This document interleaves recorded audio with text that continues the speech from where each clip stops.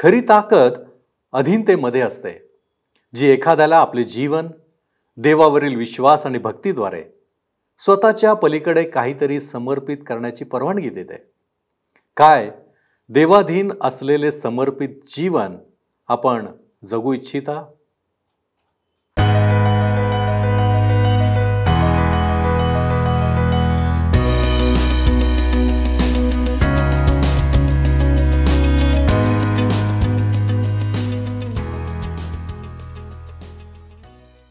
उपस्थित सर्व प्रियजनांचे आजच्या उपासना कार्यक्रमात आपले हार्दिक स्वागत. आपण सर्व हा कार्यक्रम आवर्जून पाहत आहात म्हणून आपले आभार. आपणास काही शंका असल्यास किंवा वचनाबद्दल काही अधिक माहिती हवी असल्यास कार्यक्रमात देण्यात येणाऱ्या फोनवर कृपया आम्हास संपर्क करावा ही विनंती. या दिवसांमध्ये आपण जुन्या करारातील शास्ते या पुस्तकाचे अध्ययन करीत आहोत. गेल्या 2 कार्यक्रमात या पुस्तकाचा परिचय आणि 3ऱ्या अध्यायाच्या 11व्या वचनांपर्यंत आपण अध्ययन केले आहे. शास्ते हे देवाने काही काळापर्यंत निवडलेले लोक होते, ज्यांचे जीवन समर्पित असून ते इस्रायल लोकांना त्यांच्या संकटातून, त्रासातून सोडवित असत. इस्रायल लोकांना कोणी राजा नव्हता आणि म्हणूनच देवाने त्यांची अशा रीतीने सोय आणि मदत केली होती. आज आपण शास्ते याच्या 3ऱ्या आणि 4थ्या अध्यायाचे अध्ययन करणार आहोत. 3ऱ्या अध्यायामध्ये आम्हाला एहूद आणि शमगार या शास्त्यांची ओळख सांगितली आहे. तर 4थ्या अध्यायात संदेष्ट्री दबोरा हिच्याविषयी आम्हाला माहिती मिळणार आहे आणि बाराक याने इस्रायल लोकांना कसे सोडविले हे देखील पाहणार आहोत. तर मग चला प्रियांनो, आपण आपल्या अध्ययनाची सुरुवात करूया. श्रोत्यांनो, मागच्या कार्यक्रमात 3ऱ्या अध्यायाच्या 1 ते 11 वचनांवर आम्ही विचार केला होता आणि आज 12 पासून पुढच्या वचनांवर आम्ही विचार करणार आहोत. 3रा अध्याय 12 ते 30 वचने आपण वाचू शकता. ह्या वचनांमध्ये मोवाबाच्या हातून एहूद इस्रायल लोकांस सोडवितो ह्याविषयी आम्हाला वाचायला मिळते. 12वं वचन सांगतं, पुन्हा इस्रायल लोक परमेश्वराच्या दृष्टीने वाईट ते करू लागले. त्यांनी परमेश्वराच्या दृष्टीने वाईट ते केले म्हणून परमेश्वराने मोवाबाचा राजा एग्लोन ह्याचे इस्रायलावर वर्चस्व स्थापले. ज्या शास्त्यांना इस्रायलांची सोडवणूक करण्यासाठी परमेश्वराने उभारले त्यापैकी एहूद हा एक होता. त्याच्याजवळ फारच कमी योग्यता होती. पवित्र वचन वाचल्यानंतर आपणाला दिसून येईल श्रोत्यांनो की त्याने एग्लोनला मारण्यापलीकडे काहीच केले नाही. तो डाखोरा होता ज्याचा त्याने पूर्ण फायदा उचलला आणि जो राजा इस्रायलांना छळीत होता, त्यांच्यावर जुलूम करीत होता, त्याला त्याने जीवे मारले. एहूदला परमेश्वराने एका हत्याराच्या रूपात त्या राजाला खतम करण्यासाठी उपयोगात आणले. एग्लोनला मारण्याच्या कार्याद्वारे जो उद्देश होता तो पूर्ण झाला. एहूद बन्यामीन वंशाचा होता. परमेश्वर कधीकधी पापाचा कॅन्सर कापून काढून लोकांच्या शरीराला हानीपासून वाचविण्याकरिता अशा प्रकारच्या पद्धतीचा उपयोग करतो. एहूदने जे काही केले त्यामुळे हजारो लोकांचे प्राण वाचलेत. ही गोष्ट वाचत असताना एहूदचा धूर्तपणा आमच्या लक्षात येतो. तो परत आला आणि त्याने राजाच्या खासगी मुलाखतीची परवानगी मिळवली. राजाचे लक्ष दुसरीकडे वेधण्यासाठी त्याने आपला उजवा हात उचलला. त्याचा डावा हात झग्याखाली लपवलेली दुधारी तरवार बाहेर काढण्यामध्ये गुंतलेला होता. एग्लोनचा कटी प्रदेश कितीतरी मोठा असला पाहिजे की 18 इंची तरवार त्याच्या शरीरात मुठीसकट गडप झाली. अशा तऱ्हेने एग्लोन मृत्युमुखी पडला. आपली सुटका करून घेतल्यानंतर यहूदने आपल्या जवळच्या सैन्यानिशी शत्रू बेसावध व दुर्बळ असताना त्यांच्यावर हल्ला केला. 27वं वचन सांगतं, तेथे गेल्यावर त्याने एफ्राईमाच्या डोंगराळ प्रदेशात रणशिंग फुंकले. तेव्हा त्याच्याबरोबर इस्रायल लोक डोंगराळ प्रदेशातून उतरले आणि तो त्यांच्या पुढे चालला. तो त्यांच्या पुढे चालला हे शब्द लक्षात घ्या. एहूद त्यांना म्हणाला, माझ्या पाठोपाठ या, कारण परमेश्वराने तुमचे मोवाबी शत्रू तुमच्या हाती दिले आहेत. 28वं वचन, तो त्यांना म्हणाला, माझ्या पाठोपाठ या, कारण परमेश्वराने तुमचे मोवाबी शत्रू तुमच्या हाती दिले आहेत. तेव्हा त्यांनी त्याच्या पाठोपाठ जाऊन मोवाब देशाजवळचे यार्देनेचे उतार रोखून धरले आणि कोणालाही पार जाऊ दिले नाही. त्या दिवशी मोवाब इस्रायलाच्या काबूत आला. 80 वर्षे देशाला स्वास्थ्य प्राप्त झाले. पुष्कळसे लोक म्हणतील की आमचा समाज असे काही करण्याकरिता परवानगी देणार नाही. श्रोत्यानो, युद्ध एक भयंकर बाब आहे. तितकी सोपी गोष्ट नाही. लक्षात घेण्यासारखी गोष्ट म्हणजे येहूद डाखोरा होता. परमेश्वराच्या कार्यात आमचा उपयोग होण्यासाठी आमच्याजवळ असाधारण योग्यता असावी असे मुळीच नाही. तुम्ही कदाचित विल्यम कैरीविषयी ऐकले असेल. ते एक साधारण नम्र चांभार होते. चपला जोडे बनविणे हा त्यांचा धंदा होता. डी.एल. मूडी फार थोडे शिकलेले होते. त्यांचा आवाज मात्र फारच आकर्षक आणि प्रभावी होता. ह्या साधारण लोकांना परमेश्वराने फार मोठ्या प्रमाणात आपल्या कार्यासाठी उपयोगात आणले. असे कितीतरी उदाहरणे आम्हाला आजही पाहायला मिळतात. शास्त्र्यांच्या युगाप्रमाणे आजसुद्धा परमेश्वर साधारण लोकांना त्याच्या महान कार्यासाठी आणि उद्देशासाठी उपयोगात आणीत आहे. 3 अध्याय आणि 31 वचन पहा. येहूद नंतर अनाथाचा मुलगा शमगार हा पुढे आला. त्याने 600 बलिष्ठांना बैलाच्या पराणीने जीवे मारले. अशा प्रकारे त्यानेही इस्रायलाची सुटका केली. श्रोत्यानो, ह्या ठिकाणी 3रा शास्ता आम्हाला आढळतो. ह्या ठिकाणी व्यक्ती नाही, परंतु जी पद्धती त्याने उपयोगात आणली ती लक्षात घेण्यासारखी आहे. त्याने बैलाची पराणी उपयोगात आणली. पराणी एक फारच ओबडधोबड अवजार आहे. इस्रायलांजवळ लोखंडी अवजारे नव्हती, म्हणून त्याच्याजवळ जे होते त्याचा त्याने उपयोग केला. मी कित्येक लोकांना असे म्हणताना ऐकते की आमच्याजवळ अगदी आधुनिक आणि चांगल्या पद्धती असायलाच हव्यात, चांगल्या पद्धती असायलाच पाहिजेत. परंतु उपदेशाबद्दल काय? प्रभूच्या सेवकांना इकडे तिकडे जाण्याकरिता विमानाची सुविधा असणे फारच चांगले, परंतु हे सेवक लोक त्या क्षेत्रामध्ये जाऊन परमेश्वराचे वचन सांगतात किंवा नाही, हे महत्त्वाचे आहे. मला हे जाणून घेण्याची इच्छा आहे. टेलिव्हिजन फार चांगले आहे, परंतु आज कशा प्रकारे लोक त्यामुळे बिघडत आहेत हे आम्हाला चांगले माहीत आहे. श्रोत्यानो, पद्धती महत्त्वाची नाही, लोकांपर्यंत पोहोचणारा संदेश महत्त्वाचा आहे. बैलाची पराणी जर योग्य हातामध्ये आहे तर ती परमेश्वराकरिता समर्पित होऊ शकते. लक्षात असू द्या की परमेश्वराने मोशेची काठी उपयोगात आणली. दाविदाच्या गोफणीमधून निघालेल्या लहान दगडांचा उपयोग त्याने करून घेतला. आणि दोरकासच्या जवळ काय होते? फक्त एक सुई आणि धागा.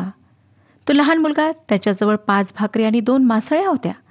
ह्या सगळ्या क्षुल्लक गोष्टी आणि वस्तू परमेश्वराला देण्यात आल्या. श्रोत्यानो, तुमच्याजवळ जे काही आहे ते जर तुम्ही परमेश्वराच्या हातात द्याल तर तो त्याचा उपयोग करून घेईल. ह्या अध्यायात नमूद केलेल्या 3 न्यायाधीशांबद्दल विचार करा. ते अगदी साधारण 3 पुरुष आहेत, परंतु त्यांच्यासोबत परमेश्वर आहे. 80 वर्षाचा स्वातंत्र्याचा आणि शांततेचा काळ या बलवान माणसाने आपल्या लोकांसाठी मिळविलेल्या विजयामुळे प्राप्त झाला. या ठिकाणी आपल्याला प्रभू येशूचे प्रतीक आढळते.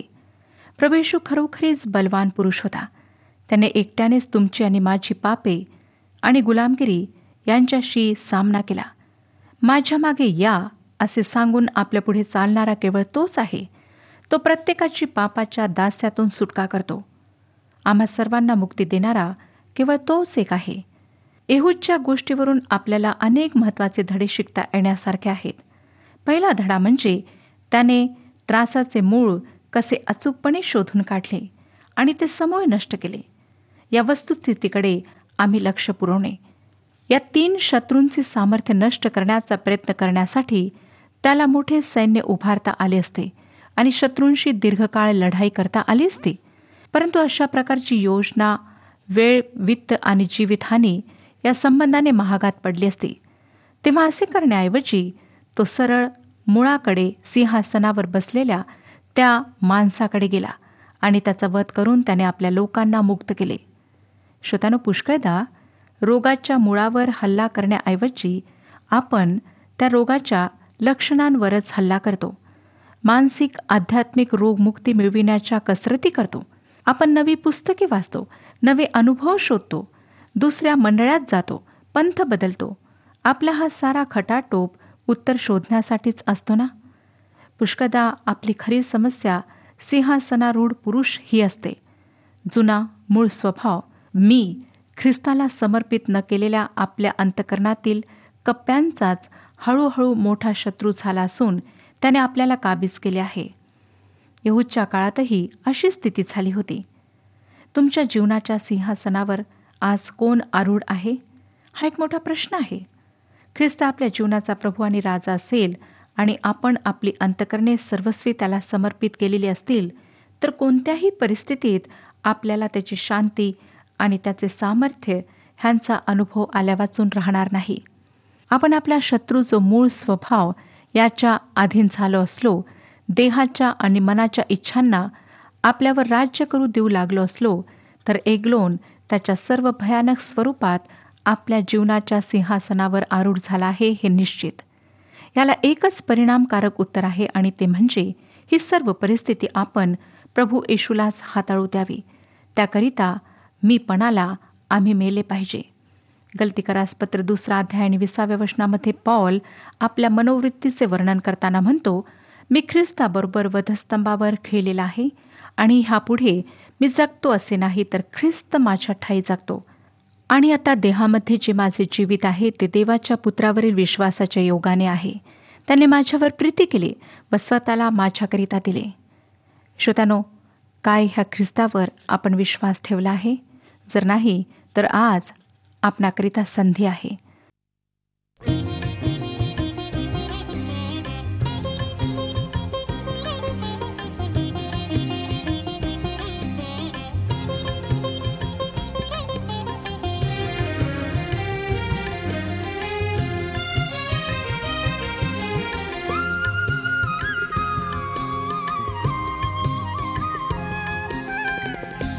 मी उडा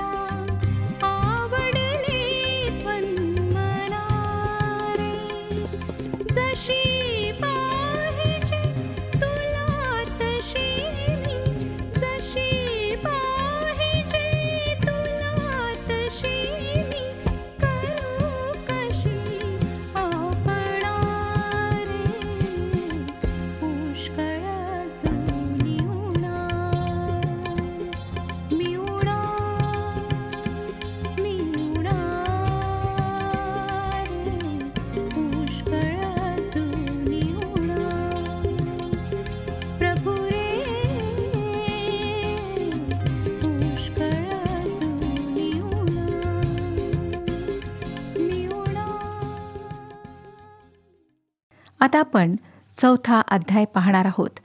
शास्त्रेचे पुस्तक 4था अध्याय 1-3 वचने वाचूया. येहूद मृत्यू पावल्यावर इस्रायल लोकांनी परमेश्वराच्या दृष्टीने वाईट ते पुन्हा केले. तेव्हा परमेश्वराने याबीन नावाचा कनानाचा राजा, जो हासोरात राज्य करीत होता, त्याच्या हाती त्यांना दिले. त्याचा सेनापती सिसरा हा हर्योशेत गोईम येथे राहत असे. त्याच्यापाशी 900 लोखंडी रथ असून त्यांनी 20 वर्षे इस्रायल लोकांचा अनन्वित छळ केला, म्हणून त्यांनी परमेश्वराचा धावा केला. येहूदच्या मृत्यूनंतर इस्रायली लोक पुन्हा मूर्तीपूजेकडे वळले आणि दास्याचा एक नवीन भाग सुरू झाला. परमेश्वराने इस्रायलांना याबीन, जो कनानी राजा होता, त्याच्या हाती दिले. त्याचा सेनापती सिसरा हा होता. त्याचपाशी 900 लोखंडी रथ असून त्याने 20 वर्षे इस्रायल लोकांस फार गांजविले. हे रथ पाहून इस्रायली लोक घाबरून होते, कारण त्यांच्याजवळ अशा प्रकारचे काहीच साधन नव्हते. 20 वर्षे याबीनने ह्या लोकांना दास्यात ठेवले आणि छळले. 4 आणि 5 वचने पहा. त्या समय लप्पीदोथाची बायको दबोरा संदेश हारिका ही इस्रायलाचा न्यायनिवाडा करीत असे. एफ्राईमच्या डोंगराळ प्रदेशातील रामा व बेथेल ह्यांच्या दरम्यान दबोरेच्या खजुरीखाली तिची बैठक असे. इस्रायल लोक तिच्याकडे न्याय निवाड्यासाठी येत असत. इस्रायलमध्ये एक माता होती, जिचे नाव दबोरा होते, जिचे वर्णन संदेश हारिका आणि न्याय निवाडा करणारी असे आम्हाला सापडते. ती लप्पीदोथची बायको होती, परंतु मला ह्या वाक्याला उलटे करून म्हणावेसे वाटते. लप्पीदोथ दबोराचा पती होता. दबोरा शांत स्वभावाची होती. इस्रायलांचा न्याय करण्यासाठी परमेश्वराने ह्या स्त्रीला उभे केले आणि तिने सेनापतीला बोलावून सांगितले की तू आपले लष्कर व रथ घेऊन युद्धाकरिता तयार हो. तो त्याचे कार्य करीत नव्हता. शत्रूच्या विरोधात सेना घेऊन धावा करायला हवा होता, जेणेकरून इस्रायलांची त्यांच्या दास्यातून सुटका व्हावी. 6 ते 8 वचने सांगतात, तिने अबिन वामाचा मुलगा बाराक ह्याला केदेश नफ्ताली येथून बोलावून आणले व त्याला विचारले, तू नफ्ताली व जुबलून ह्यांच्यातले 10 पुरुष बरोबर घेऊन ताबोर डोंगराकडे कूच करून जा, अशी आज्ञा इस्रायलाचा देव परमेश्वर ह्याने तुला केली आहे ना? तो म्हणतो, याबीनाचा सेनापती सिसरा आपले रथ व आपले सर्व लष्कर घेऊन तुझ्याकडे किशोन नदीपर्यंत येईल असे मी करीन आणि त्याला तुझ्या हाती देईन. बाराक तिला म्हणाला, तू माझ्याबरोबर येशील तरच मी जाईन, नाहीतर जाणार नाही. श्रोत्यांनो, पुरुष असून सुद्धा हा थोडा डरपोक असा आम्हाला दिसतो. तो म्हणतो की तू जर लढाईच्या मैदानावर येशील तरच मी जाईन. त्याला वाटले की हिच्यामुळे आम्हाला विजय प्राप्त होईल. ह्यात काहीच आश्चर्य नाही श्रोत्यांनो, की परमेश्वराला एका स्त्रीला आपल्या कार्यासाठी उपयोगात आणावे लागले. 9 वचन पहा काय सांगतं. ती म्हणाली, मी तुझ्याबरोबर अवश्य येईन, पण ह्या तुझ्या स्वारीत तुझी प्रतिष्ठा होणार नाही, कारण परमेश्वर सिसरा ह्याला एका स्त्रीच्या हाती देणार आहे. मग दबोरा उठली आणि बाराकाबरोबर केदेश येथे गेली. त्याच्याबरोबर जाण्याचे वचन तिने दिले, परंतु तिने बाराकला अगदी स्पष्ट सांगितले की सर्व श्रेय एका स्त्रीला मिळणार आहे. दबोरा सरळ बोलणारी स्त्री होती, जिला इस्रायली लोकांची सुटका व्हावी असे वाटत होते. बाराकाने सैन्य एकत्र बोलावले आणि ते सर्व शत्रूच्या विरोधात लढण्याकरिता निघाले. परमेश्वराने त्यांना विजय दिला. 16 वचन पुढे आम्हाला सांगतो श्रोत्यानो, इकडे बाराकाने हरोशेत गोईमपर्यंत रथाचा व सैन्यांचा पाठलाग केला आणि सिसराची सर्व सेना तरवारीने पडली, त्यातला एकही वाचला नाही. त्यांनी शत्रूच्या सैन्याचा समूळ नाश केला. 17 वचन, सिसरा मात्र केनी हेबेर ह्याची बायको याएल हिच्या डेऱ्याकडे पायी पळून गेला, कारण हासोराचा राजा याबीन आणि केनी हेबेराचे घराणे ह्यांचे सख्य होते. लक्षात घ्या श्रोत्यांनो की ती गैरयहुदी होती, अन्य जातीतली होती. 18 ते 21 वचने आम्हाला सांगतात, तेव्हा याएल सिसराला सामोरी येऊन त्याला म्हणाली, या स्वामी, या इकडे माझ्याकडे, भिवू नका. तेव्हा तो तिच्याकडे डेऱ्यात गेला व तिने त्याला कांबळीखाली लपविले. तो तिला म्हणाला, मला थोडे पाणी प्यावयाला दे बरे, मला तहान लागली आहे. तेव्हा तिने दुधाची बुधली उघडून त्याला दूध प्यावयाला दिले व त्याला झाकले. तो तिला म्हणाला, डेऱ्याच्या दाराशी उभी राहा आणि कोणी येऊन तुला विचारू लागला की येथे एखादा पुरुष आहे काय, तर नाही म्हणून सांग. मग हेबेराची बायको याएल हिने डेऱ्याची मेख आणि हातोडा हाती घेऊन आणि पाय न वाजविता त्याच्याजवळ जाऊन त्याच्या कानशिलात ती मेख ठोकली. ती आरपार जाऊन जमिनीत रुतली. तो थकून गेल्यामुळे त्याला गाढ झोप लागली होती. अशा प्रकारे तो मेला. श्रोत्यानो, जेव्हा सिसऱ्याने पाहिले की माझ्या संपूर्ण सैन्याचा समूळ नाश झाला आहे, तर त्याची आता एकच प्रमुख इच्छा होती, ती म्हणजे स्वतःच्या प्राणाची रक्षा. कनानी लोकांनी केनी लोकांना काहीच त्रास दिला नव्हता आणि सिसऱ्याला वाटले की तो ह्या लोकांमध्ये सुरक्षित राहील, म्हणून तो तेथे गेला. तो हेबेरच्या घरी गेला. तेथे हेबेरच्या पत्नीने त्याचे स्वागत केले. तिच्या दयाळूपणामुळे त्याने विश्वास केला. जेव्हा तो झोपी गेला त्यावेळी तिने डेऱ्याची मेख आणि हातोडा हाती घेतला आणि ती त्याच्या कानशिलात ठोकली. अशा प्रकारे तिने त्यापासून सुटका करून घेतली.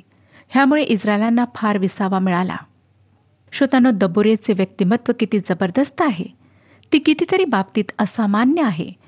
परमेश्वराच्या लोकांच्या इतिहासात तिला किती थोर पद प्राप्त झाले आहे. 20 वर्षे छळ सोसल्यानंतर ह्यांना पुन्हा परमेश्वराचे स्मरण झाले. त्रासाचे मूळ कुठे आहे आणि त्यावर खरा तोडगा काय आहे, हे तब्बल 30 वर्षाच्या अपयशानंतर त्यांच्या लक्षात आले. दबोरा या नावाचा अर्थ आहे मधमाशी. हे मोठे चित्तवेधक आहे, कारण इजिप्तच्या संस्कृतीमध्ये मधमाशी हे राजसत्ताक राज्याचे चिन्ह आहे. प्रत्येक फारोच्या मानचिन्हाचा तो एक भाग होता. तिच्या पतीच्या नावाचा अर्थ दीप असा होतो. दबोरेचे असामान्य व्यक्तिमत्व स्त्रियातच नव्हे तर देवाच्या वचनातील प्रमुख नेत्यांमध्येही 5 गुण वैशिष्ट्यांमुळे उठून दिसते. पहिली गोष्ट की ती एक संदेष्टी होती. दुसरी गोष्ट तिचा सर्व राष्ट्रावर अधिकार होता आणि तो सर्वांना मान्य होता. तिसरी गोष्ट ती देवाची प्रवक्ती होती. ती आपल्या स्वतःच्या मताचा कोठेही उल्लेख करीत नाही. ती असे म्हणत नाही की मला जे वाटते ते झालेच पाहिजे. तिच्या जीवनात तिच्या म्हणून नमूद केलेल्या प्रत्येक उद्गाराचा नियंत्रक देव आहे. देवाचा आत्मा तिच्यामध्ये वास करीत होता आणि देवाचे वचन तिच्यामधून प्रवाहित होत होते. 9, 10 आणि 14 वचनांमध्ये आम्हाला दिसते की सैन्याचे अधिपत्यही तिच्याकडेच होते. व्यूहरचना तीच करीत असे. तीच हल्ला करा असा आदेश दे आणि तिनेच आपल्या 10,000 सैनिकांना विजय प्राप्त करून दिला. यहूदप्रमाणे तीही विजयाचीच भाषा बोलत असे. आम्ही 3 अध्याय आणि 28व्या वचनात पाहिले. यहूद म्हणाला होता, परमेश्वराने तुमचे मवाबी शत्रू तुमच्या हाती दिले आहेत. दबोरा म्हणते, उठ, आजच परमेश्वराने सिसऱ्याला तुझ्या हाती दिले आहे. दोन्हीही वेळच्या उद्गारात विजयाची खात्री आहे. नंतर 5वी गोष्ट तिच्यामध्ये दिसते की तिच्या ठाई गायनकला आणि काव्यरचनाची कला होती. बाराक विजयी म्हणून प्रसिद्धी पावला असला तरी दबोरा ही प्रमुख सेनाधिपती होती. याएल या स्त्रीने इस्रायलाच्या महान शत्रूचा वध केला असला तरी दबोरेच्या लष्करी डावपेचामुळेच तिला हे शक्य झाले होते. दबोरेच्या गोष्टीत बऱ्याच मोठ्या भूमीचा भाग व्यापलेला आहे. दबोरा कोठे राहत असे हे आपणाला सांगण्यात आले आहे. ती रामा आणि बेथेल या गावाच्या मध्ये राहत असे. रामा यरुशलेमेच्या उत्तरेला 8 मैलावर आहे, तर बेथेल हे रामाच्या उत्तरेला 3 मैलांवर आहे. तिच्याकडे सर्व प्रकारच्या प्रश्नांसाठी आणि प्रभूकडून प्राप्त होणारे निर्णय मिळविण्यासाठी लोक येत असत. ते सर्व निरनिराळ्या वंशांनी वसाहत केलेल्या, चांगले दळणवळण नसलेल्या क्षेत्रातून येत असत. याबीनच्या सैन्याचा सेनापती सिसरा हा विदेशांचे नगर हेरोशेत येथे राहत असे. हे स्थान दबोरेच्या वस्तीस्थानाच्या उत्तरेला होते. यरुशलेम ते हेरोशेत हा प्रवास करणे आज अडचणीचे नाही श्रोतानो. सरळ गेल्यास हे अंतर फक्त 70 मैलांचे आहे, पण वळसे घालून प्रवास करावा लागत असल्यामुळे त्या काळी ते अंतर बरेच जास्त होते. दबोरेच्या काळात या प्रवासास अनेक दिवस लागत असत आणि इतके अंतर बाराकाने पार केले आणि तो दबोरेकडे आला. श्रोतनो, ह्या सर्वांच्या जीवनाकडे पाहिल्यानंतर आम्हाला हेच आढळतं की ह्या सर्वांचे जीवन परमेश्वराला समर्पित असे जीवन होते. त्यांनी परमेश्वराच्या आज्ञा पाळण्यामध्ये कुठलीही कसर सोडली नाही. आज आम्हाला सुद्धा परमेश्वराच्या आज्ञा पाळायच्या आहेत, त्याच्याशी सत्यनिष्ठ राहायचे आहे. ह्या विषयात परमेश्वर आपले मार्गदर्शन करो आणि आपणाला आशीर्वाद देव. हा कार्यक्रम आपणास आवडला काय? आता आम्हाला एक मिस कॉल करा आणि आपण पुढील विजेता होऊ शकता.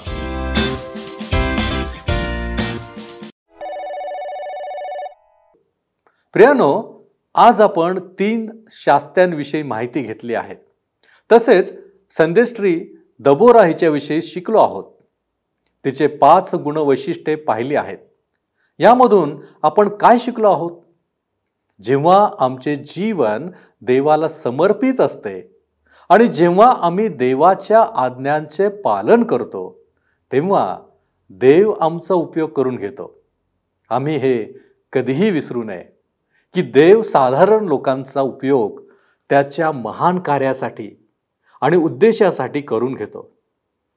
आज जरी आम्ही साधारण असलो तरीही काय देव आमचा उपयोग त्याच्यासाठी करून घेतो? किंवा काय आम्ही देवाच्या कार्यासाठी स्वतःला समर्पित केले आहे? प्रियानो, आम्ही आत्मपरीक्षण करणे आवश्यक आहे.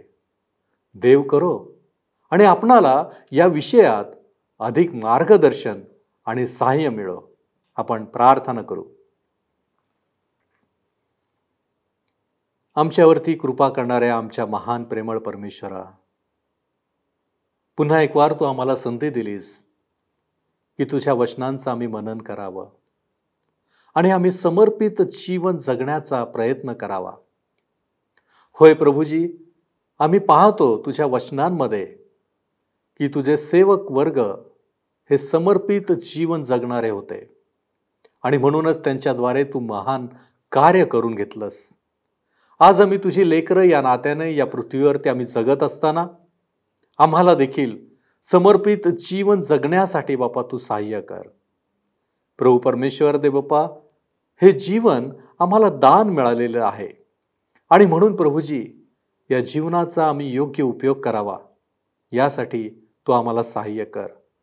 आम्ही मान्य करतो आमच्यामध्ये उणीव आहेत, आमच्यामध्ये अशक्तपण आहे, परंतु या सर्व गोष्टी तुझ्याद्वारे निघणाऱ्या आहेत आणि म्हणून प्रभूजी आम्ही तुझ्याकडं आमचं लक्ष लावण्याचा प्रयत्न करतो.